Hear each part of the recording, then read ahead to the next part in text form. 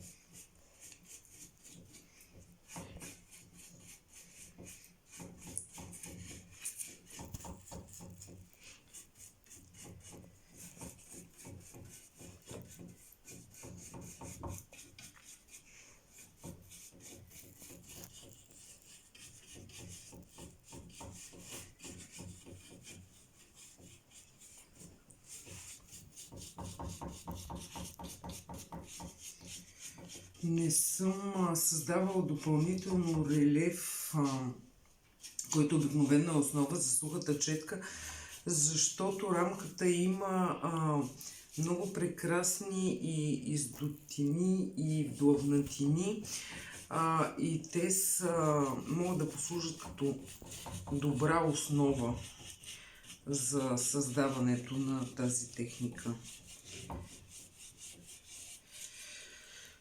В скромната си практика на човек, който се занимава с преобразяването на различни мебели, съм успяла да различа няколко вида суха четка, но всички те са обект на отделни видеа.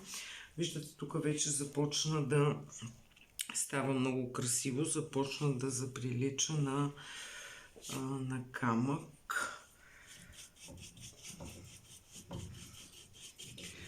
Сухата четка е поправима, дори да я сбъркате. Тя има начин, по който да я поправяте. Прикривате я отново с основния цвят и после с цвета, с който правите сухата четка.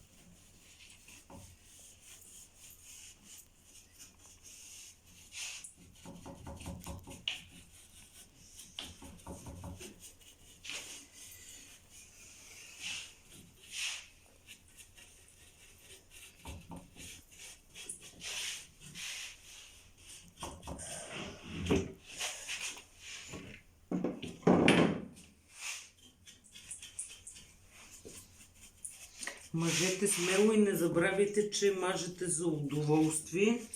Другото нещо, което не трябва да забравяте, че винаги може да пренамажете едно нещо. Благодаря ви за вниманието. От тук насетне не знам какво ще се случи с тази рамка. Не знам дали ще добавя още цветове, което е възможно. Благодаря ви.